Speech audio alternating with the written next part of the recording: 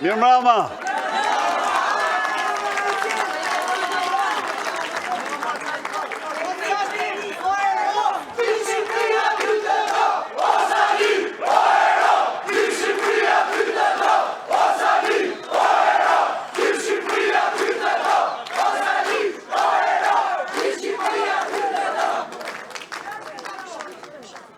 Të dashur qendrështar dhe qendrështar,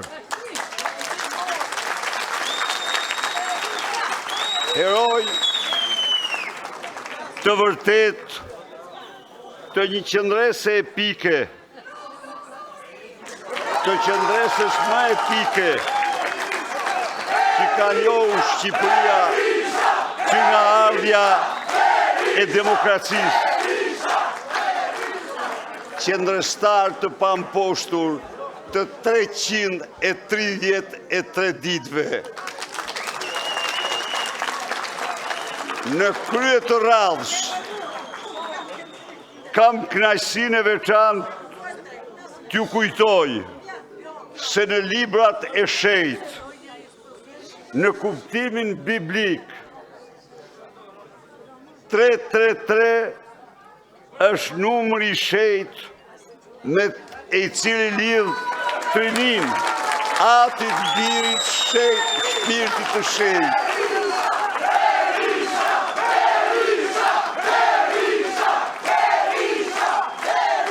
Dhe do të thot plotni për sosmëri hyjnore, për shërbimin tuaj ndaj të vërtetës, nuk e meriton kush më shumë këtë numër.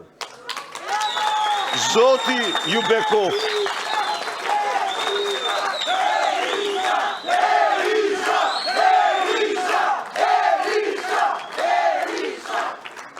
Sot, nga para jush, duhet të çoj një përshëndetje të përzemërt kryetarit të Partisë Lirisë Ilir Meta, që përballet me diktaturën e bandave dhe krimit në qelit e burgut, deputetit të pamposhtur Ervin Saljani, që qëndron si kolos kundër narkodiktaturës, sepse mbrojti të vërtetat dhe bëri detyrën si deputet. Një mirënjohje të pakufikshme edhe atyre që s'kan ardhur dot sot këtu, por kanë qenë me ju donat në këto 133 ditë.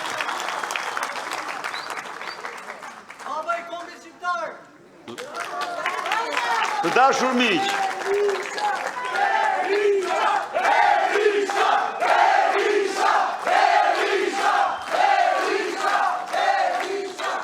si kjo kohë, fund vitin e kaluar, forca jonë politike dhe njëkohësisht pluralizmi politik shqiptar morën goditjen më armiqësore në historinë e tyre. Kreu i narkoregjimit Edi Rama, mafia ndërkombëtare George Sorosit, urdhëruan me 30 dhjetor të vitit të kaluar izolimin, arrestimin dhe heqjen e të drejtës së fjalës liderit të opozitës.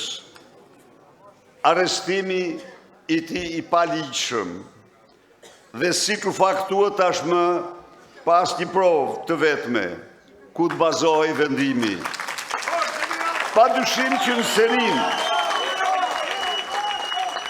e sulmeve ndaj opozitës, me non grata, me vjedhje flamuri, me mohim në drejtave kushtetuese të deputetëve opozitar në parlament, arrestimi i kreut të opozitës shënoi goditjen më të rëndë që na u bë, sepse me këtë akt kreu i narkoshtetit dhe mercenarët e tij tentuan të shtinin terror, jo vetëm në votrat, por dhe në zemrat dhe mendjet e demokratëve shqiptar. arrestimet e bujshme publike gjithmonë pasohen nga një valë frike për publikun. Por të arrestosh liderin e opozitës dhe t'i marrësh fjalën e lirë duke shkelur hapur kushtetut dhe ligj dhe mbi të gjitha pas një provë, është një fushat terrori ndaj popullit opozitar dhe jo vetëm atij. Është një fushat terrori ndaj çdo shqiptari. Këtë e bën Putini në Rusi, e bën Lukashenko në Bielorusi, Zajedi në Tunizi dhe Edi Rama në Shqipëri. Dhe kështu natë e ndrimit të viteve.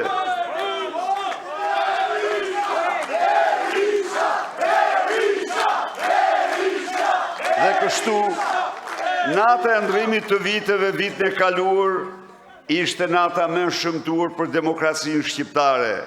Atë natë shqiptarët pan diktatorin që pushtoi ekranin e njerit prej televizioneve më të mëdha të vendit. Pan diktatorin duke festuar në ekstaz, sipas tij, likuidimin përfundimtar të opozitës, ndërsa po atë natë kreut të opozitës të votuar nga rreth gjysmë milion shqiptar, ju lejua vetëm disa rjeshta të shkruara në Facebook urim për vitin e ri për popullin opozitar. Këtë lloj mjedisi politik Edi Rama e kishte parashikuar për gjithë vitin që po hynte. Edi Rama vetë në çdo televizion, ndërsa për opozitën vetëm Facebook. Unë isha i betuar që dhe në ato kushte ekstreme do të bëja opozitën për shqiptarët dhe me po të njëjtën vendosmëri që i kisha bërë gjërat herë. Premtimi im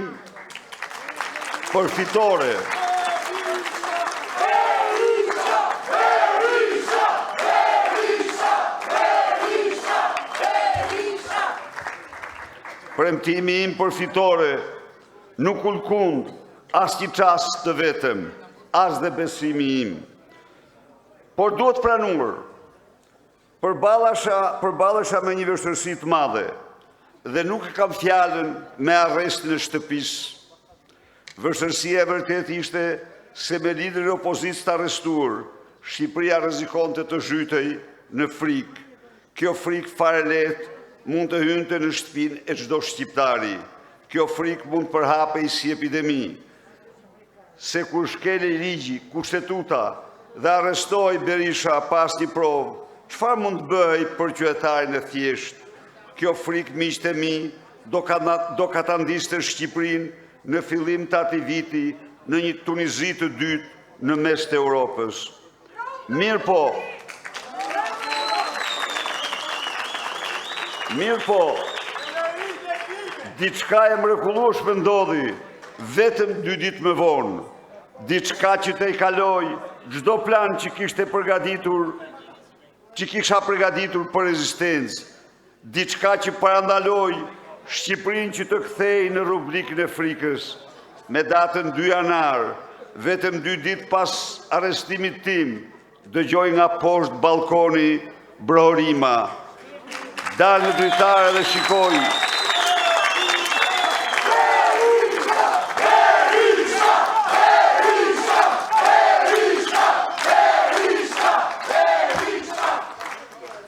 Dal në dritare dhe shikoj ju, qendrështar të pamposhtur, dëgjoja brohërimat tuaja si hungurima luajsh, dhe aty unë e kuptova, po ku i trem gjë shqiptarët? Ku i trem gjë në botë demokratët? Kush do i trem shqiptarët? Edi Rama? Kush do i trem shqiptarët? Irena me 5 mbiemra, apo Dumani mercenar? Jo mor kur. Shqiptarin e vërtet nuk e trem asgjë. Jap se ju mblodhet atë ditë, ndonë se ishte një ditë pushimi, pas ndërrimit të viteve. Jap se ju mblodh spontanisht atë ditë, ndonë se bën përpjekjet më ekstreme për t'ju frikësuar. për t'ju zmrapsur, për t'ju shtyrë të dorëzoheshit. Jap se rrugica që Edi Rama kërkoi ta kthente në qelin politike të opozitës, ju, të ri, të reja, burra dhe gra, e shtruhet në rrezën e shpresës për shqiptarët, kur ishin ditët më zeza për demokratët.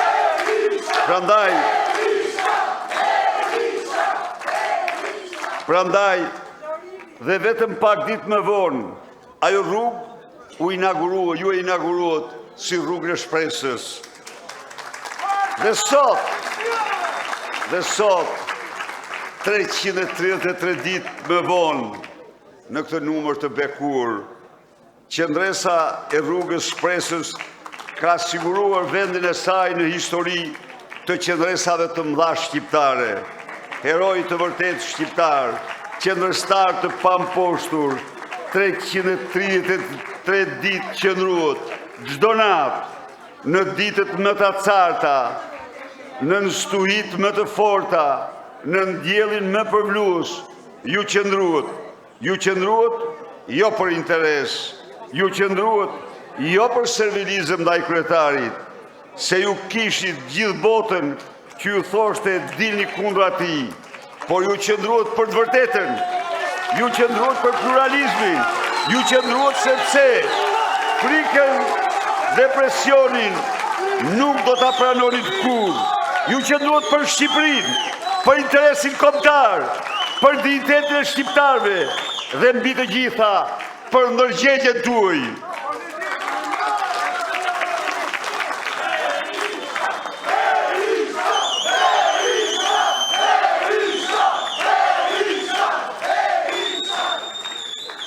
Sepse e pat që nuk u arrestuar krye Hajduti i insenatorëve Edi Rama, por arrestuan Sali Berishën sepse denoncoi çdo ditë incineratorët. Nuk u arrestua Lubi Balluku, që nda ndërtimin e 13 kilometrave rrugë në 14 kontrata, por u arrestua Berisha, që denonconte vjedhjet e saj çdo ditë. Nuk u arrestua Rion Veliaj, që vjedhte me modelin 100% me kompaninë e tij 5D, por arrestuan Sali Berishën 10 vite pas një pushtet.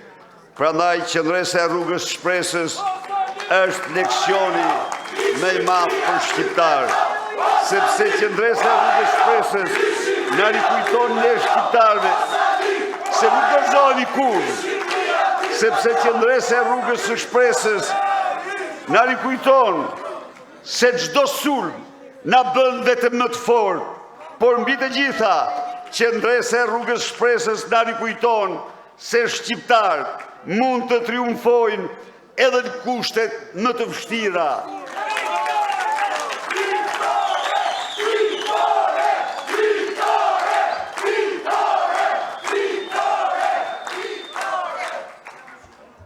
Mos harroni miqtë e mi, vitin e izolimit të liderit të opozitës, ky vit që duhet ishte më i keq për ne, opozita siguroi fitoret më të mëdha. Nga rruga e shpresës, ne festuam bashkimin e demokratëve. Nga rruga e shpresës, ne siguruam flamurin e partisë, flamurin e grabitur nga mafia shqiptare dhe ndërkombëtare. Nga rruga e shpresës, mediat më të rëndësishme të planetit treguan të vërtetat e narkodiktaturës në Shqipëri. Erdhi Rai 3 tek rruga e shpresës.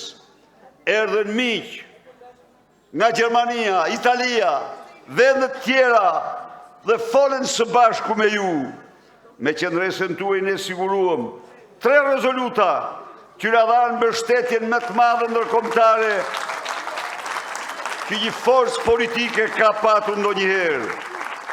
Dhe siç e pat vetë dje, edhe vetë përfaq të dërguarit e George Sorosit, që kërkuan të bëjnë qokat e fundit. Me çudi nuk përmendën barin, pas dhe non gratën, po shkrojtën disa rrjeshta krejtësisht të shkuara.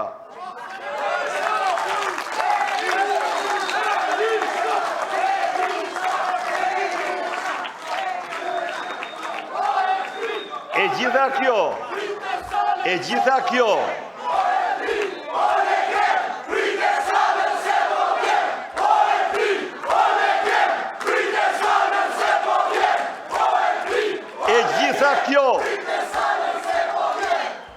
faljush qendrështarve dhe qendrështarve të pamposhtur, shumica cilësore e kombit shqiptar.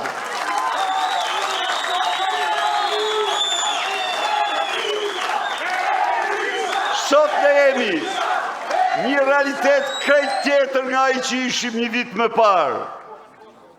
Qendresa juaj transformoi fatet e vendit. Sakrificia juaj e 333 ditëve është inspirim. Unë ju falenderoj me përuljen më të madhe për vendosmërinë tuaj, për guximin që paraqitet ndaj çdo presioni dhe shantazhi.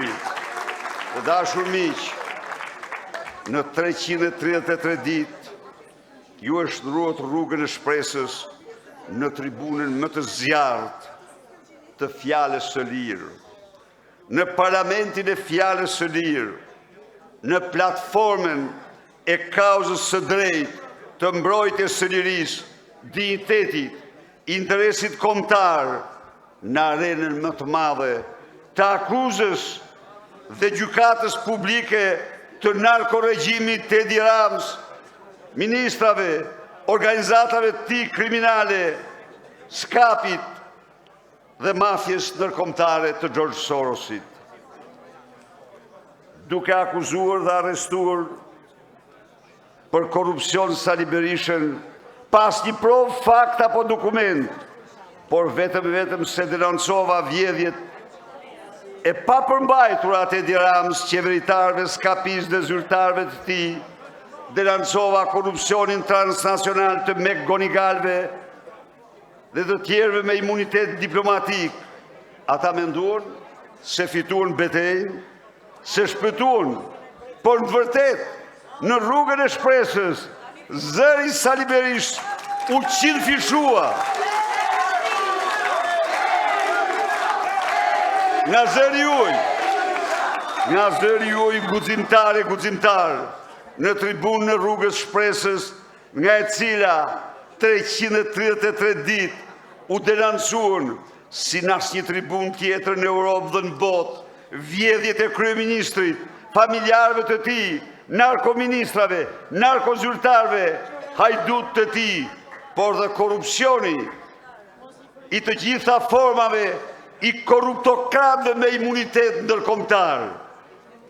Edi Rama, mafia George Soros, korruptokratët me imunitet diplomatik të llojit të ndryshëm, urdhëruan damanët, mercenarët e tyre dhe arrestuan Sali Berishën, vetëm sa ai denoncoi fuqishëm genocidin e Edi Ramës, Çubrulloviçit shqipforz ndaj shqiptarëve në Shqipëri, denoncoi sanksionet antikombëtare të tij ndaj Kosovës si Argati Vučićit, denoncoi projektin serbo-rus të ndarjes Kosovës dhe Ballkanit të hapur, të mbështetur një lloj nga Alexis Soros dhe Andrej Lavrov, dhe menduan se shpëtuan nga denoncimet e tij, por gabuan.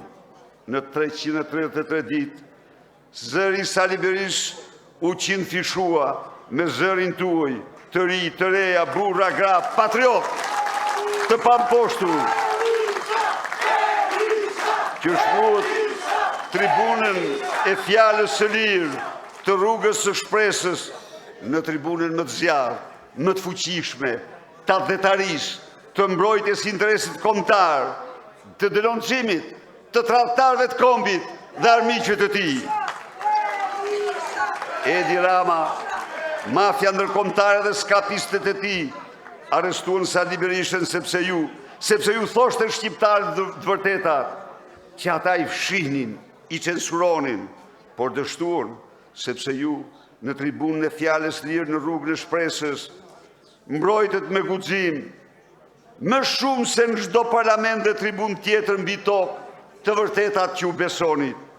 Oratorët guximtar të tribunës së lirisë me fjalën e tyre çorrën perdën e zezë të censurës dhe me të vërtetat e mbrojtura pushtuan mendjet, zemrat e mbarë shqiptarëve.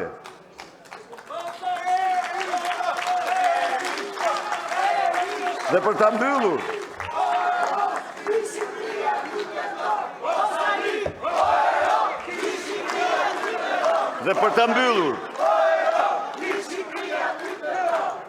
do ndaj me ju edhe mësimin më të madh të 333 ditëve qendresh.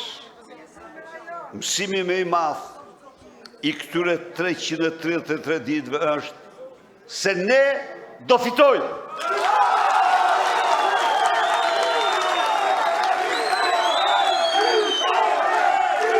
Ne do fitojmë, sepse sakrificia juaj ishte sublime. Ne do fitojmë, sepse asgjë në botë nuk mundet dot të mposhtë qendresën tonë. Me këtë qendresë, ju më keni motivuar mua më shumë se kur për të fitore, për këtë rikthim të tretë, sepse me njerëz si ju, Shqipëria do shpëtoj. Vetëm me njerëz si ju, shqiptar do të kenë minimum jetik 200 euro. Sepse ju i doni shqiptar, vetëm me njerëz si ju, shqiptar do të kenë pagat minimale 500 euro, pagën mesatare 1200 euro. Vetëm me njerëz si ju pensionet do dyfishohen, vetëm me njerëz si ju Shqipëri si kthehet demokracia, zgjedhjet e lira, rrugtimi i saj drejt integrimit evropian. Këto do jenë zotimet tona, tani që opozita shqiptare ka vendosur të shpëtojë Shqipërinë.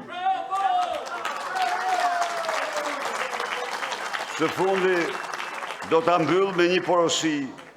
Data 23 dhjetor është dita e mosbindjes civile, dita e triumfit tonë.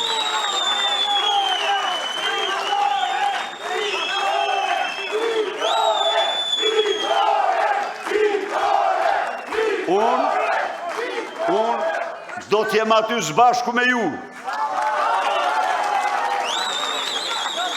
Të gjithë qendresën që treguat në 333 ditë, ta përqendrojmë në një ditë të vetme, në një sulm të vetëm, datën 23 dhjetor. Ta kthejmë të datë në fitoren më të madhe që kemi realizuar këtë vit. Data 23 dhjetor do t'jetë data e triumfit tonë. Është rradha jonë, është rradha jonë, është rradha jonë. Rrofshiu, nderim qendrestarëve të rrugës shpresës, nderim opozitarëve demokratëve kudo që janë, rrof Partia Demokratike, rrof Shqipëria. Faleminderit.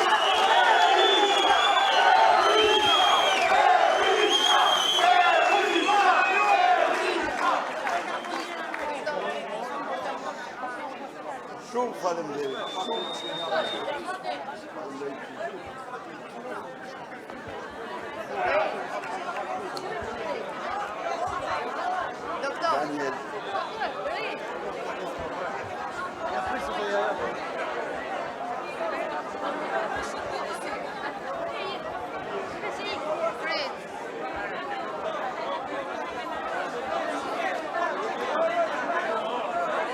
Sa t'javit që këri pushetën, doktor. Doktor, sa t'javit ri pushetën. Doktor, ri.